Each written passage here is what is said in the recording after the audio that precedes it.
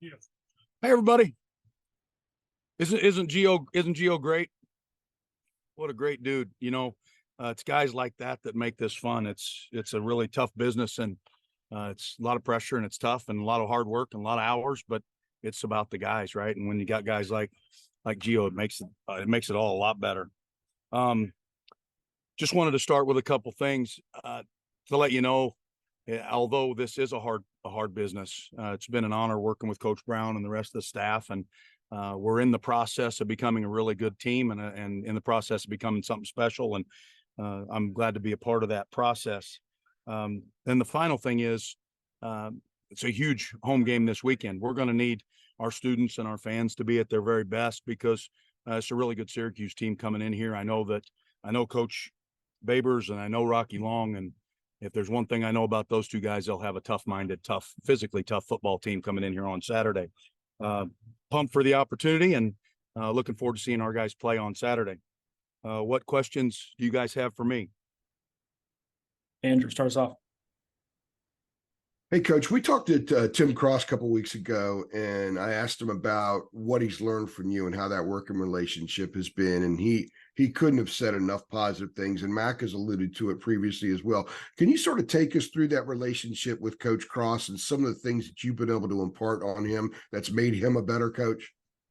Well, I think that we work really well together. I think that he has filled in several gaps for me, and I hope I'm able to do the same thing, for him. I know that there are a lot of different ways to skin the cat sometimes, and sometimes you don't have to try harder all the time. Sometimes trying easier works better. I think those are some things that we've been able to come to together.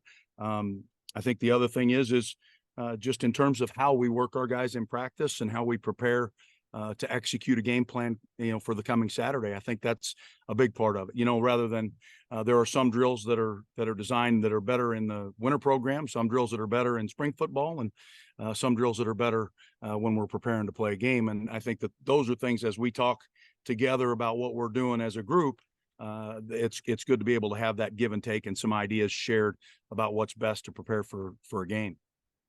With you being a pass rush specialist, it appears that Des Evans is playing his most consistent football and kind of getting some pressure on the quarterback each week. What have you seen from him that's maybe been a difference from when you first started watching him work to where he is now? That is a great question. It's one of my favorite answers to give. Is when I first got here, Des was injured, right? And he didn't get to go through much of the spring with us. And so all I was working off of, the body of work, was all off of his previous seasons here. And I watched every one of those reps. And, when I watched it, it was, Des is a good player. He's probably better on first and second down. He's a really good grunt. He's tough. He's effort filled, all those things that you look for. And then as Des and I developed a relationship, and we watched his tape together, I think there's been a mindset switch with Des. He understands that it's totally possible for him to be effective on all three downs and even productive on all three downs. And where before I think he had a pretty small toolbox, I think we're adding some tools to his toolbox as a rusher. The one thing that we know we're going to get from Des is effort and violence. And we just got to continue to build the number of opportunities that he has. And as he gets more opportunity, the more effective and more productive he'll be as a rusher. But Des is one of my favorite guys. And you talk about a guy that football is important to, and team is important to, and family is important to. That's Des Evans. And that kind of character usually translates to good football on Saturdays. Thank you very much. Appreciate it. Absolutely. Jeremiah. What's going on, Ted? Hope you're doing well. I wanted to ask you about Garrett Schrader on Syracuse's side. I know some of the players yesterday were kind of talking about his running ability. We all know he had the 195 against Purdue a few weeks back. But when you look at him, what makes him so effective as a runner, and I guess kind of what's needed to contain him on Saturday? Right. When you talk about football players in general, right? You talk about those renaissance traits that guys have. Guys are tough, guys are big, guys are fast. Those are all true of Schrader. The thing that I will tell you is he has a dominant trait as a runner. He's not a guy that's like Lamar Jackson, for instance. He's not going to make guys miss in short space sometimes, but what he does is he's not afraid to put his shoulders down and run through tackles. He's not afraid to make guys miss in space. And every time he pulls the ball down, he's not looking to convert. He's looking to score. I think he's got a great mindset for a quarterback. You don't find those guys very often anymore, but not only does he have a dominant trait as a runner, but he's a really effective passer. You can see as you look at the tape, he makes plays both with his arm and with his feet. And this is a real guy. And like I said, when I was talking at the beginning, we're going to need our very best effort to control him on Saturday for sure. Adam. Hey, Ted, good to talk to you again, man. Good to see you. I appreciate it. You haven't lost your fastball with the opening statement there. I like that. When you were talking about Dez earlier and you said you went back and you watched every rep, that was sort of what I wanted to ask you is that, like, what is your day-to-day like now in this role, now that you're in it, and you've been doing it for several months now? Like, is it just so much watching and analyzing and note taking? I mean, is that what it is? Like, just, and have you had to try to find, I don't know, a different way to have fun with, I don't know, not being so hands-on in coaching? Like, just what is this whole thing like? It sounds like you're interviewing for the job, Adam, and it's exactly I can't do it. It's exactly what it is. I spend, every time Jeremy walks by and says, "What are you doing?" I just say, "I'm analyzing stuff," right? Right. And what I do, I watch a ton of tape. I take a bunch of notes. I count a lot of beans. But when I do get a chance to watch our guys on tape and to get them alone and to talk with them or to write notes to them about what it is that they do, Dez was one of those guys that asked me to do that, right? It wasn't, I went ahead of him and did it and then force fed it down his throat when I had what I thought were some answers. He asked me, he said, "Hey, coach, can you just take a good hard look at what I've done and see if you have any ideas about how we can make it better?" And, but you're 100% right. That's what I do. I spend a lot of time in my office, and it's not because I'm antisocial. It's because I've got a lot of work to do. My job is to help our program play as well as it can play. And it starts where, with my time with Tim, and then I just work my way back, and then I work my way vertically. So, I start with a very narrow focus on the front guys, and then I start looking at structure and concept defensively, and then I start taking my view vertically, and I see, how I can help the overarching themes that we try to get done here in our program. And, but when you talk about guys that love ball, you talk about guys like Dez, and it's interesting to work with him because everything is important to him.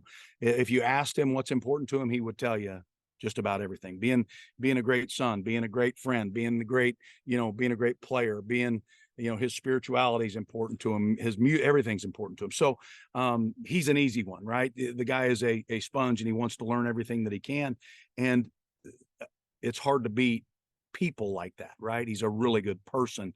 And when we have a number of those on our team, that makes everything easier. And we do have a bunch of them here. And just as a quick follow-up, if you could go back and think about the group as a whole that you started looking at and working with when you first got here, and maybe the ideas that you had of where you thought they could improve, like, how do you think that has been matching up here as you got into the season and you started playing games and you've had some pretty good performances? How do you think that has aligned with what you thought you needed to do? Yeah, I think that the one thing I figured out quickly is that we were going to be able to try to push it with our guys, especially our front guys. We're going to be able to demand, you get to coach towards perfection. You never get to perfection, but we have a talented group. We have a talented, smart, rugged, tough group, and they want to get better. So that part of it's been easy, and being able to see, little change by degree as we go through it, and understand that, if we can get that 1% each day and start getting a little bit better in different areas, I'm better in the run game. I'm better early in the down in the passing game. I'm better on the finish in the passing game. Those are all things that we work on, and we try to take those things down into their smallest parts and correct the smallest parts. And then we let that process take care of the end results. And that's where we are. It's exactly what I thought it would be. It is still a strange role for me, not being able to be as much hands-on as I would like to be. But I think that my relationship with Tim and with the defensive staff is one that if I do see something that I think that I can help with, I'm not afraid to say it, and they'll listen. That doesn't mean that I'm going to change many minds, but they will listen and they will hear if I've got something I think can help us. Great stuff, Ted. Thank you, man. Absolutely, Adam. Thank you. Luciano. Hey, Coach, thank you for your time. To follow up on that and your opening statement, David, what made you take the decision of returning to the college level after what was a very accomplished career in the NFL? My wife told me to do it. Isn't that how most of it works, right? When your wife tells you to do something, you just kind of do it. So when this thing happened, right, I was in a little bit of a transition. We were let go in Atlanta, and it was starting to get towards the end of the process in the NFL. And Coach Chizik called, and this opportunity presented itself, and Amy thought it was a great idea for me to be able to stay involved and to be able to work with a really good program and a really good team and still be on the front end of the following year's hiring cycle. So it was a lot of prayer and a lot of thought and a lot of great advice from my wife, Luciana. I appreciate the question. She'll be happy to know that she still runs it around our house. Awesome. Thanks, Coach. Absolutely. Nia. Hey, Coach. I just wanted to ask kind of how you think the Syracuse defense is this year. Can you just give us insight into what you've seen from them? And then on the flip side, on our defense, what do you think that our defense needs to do in order to limit Schrader's yardage on Saturday? I love the question, Nia. I think that the thing that you know about Syracuse's defense is they're very multiple. They're aggressive. They hide a lot of things really well with structure and concept and disguise. Rocky Long's been doing it for a long, long time, and he knows how to attack people. I think that it's a fun defense to study and to watch. Sometimes it's hard to figure it out. Like you might be able to figure out 10 of them, but the 11th guy, you just want to know, hey, what are they telling that guy? How are they teaching that guy this coverage? Because this is different than the coverage I know that generally or normally goes with that pressure concept. So they're a lot of fun to watch. They, like I said, they're very multiple and they're aggressive and they attack really well. I think that what we've got to do to control Schrader is we got to make sure, number one, that he stays in the pocket. Right. We got to force him to operate as a quarterback as much as we can because he's dangerous out of the pocket, throwing it and running it, as we know. I think that comes down to setting great edges, getting great push in the pocket, and having tight coverage and forcing him to throw it into really tight windows. I think those are things that I think everybody that has to play Syracuse during the course of the year, those are all things that everybody would have to look at ramping way up in the course of a game week. Thank you. Absolutely. Adam. Ted, question for your wife, but I guess you could answer it if you don't mind. Would you like, this seems like it's going pretty well at UNC, your relationship and what you're doing now, but was wondering, do you want to try to get back at some point in the NFL game or would you like to stay in college? You obviously have that experience too. Just like, as you think ahead down the road, where would you like to go next? It's funny that you ask. I never dreamed of being a college coach. I was blessed and had a bunch of really good high school players and finally had an opportunity. Hey, have you ever thought about coaching in college football? And I said, sure, I'd love to do that. And then same thing happened. Never thought about coaching in the NFL, had a bunch of really good players and developed a reputation of being a pretty good coach, but it was because I had good players. And somebody asked me the very same question. Hey, have you ever thought about coaching in the NFL? And I thought, yeah, that's a great idea. I'll do it. So at this point in my career, it's about opportunity. It's about situation and fit, right? Where's my best fit? Where's the best situation for me? At 56 years old, those things start to become more and more important, right? It's the moving your family stuff. That's overrated. I'm going to, at the end of this season and going into 2024, there's a wide variety of options I think that are going to be available. I just hope to get involved and be able to get in front of the right people to make a great decision for me and for my family. But I don't at this point have a preference. I would prefer to coach at the highest level I possibly can, and be able to have a chance to recruit and coach good players, or sign and coach good players. I appreciate the answer. I think that some UNC fans are interested in that.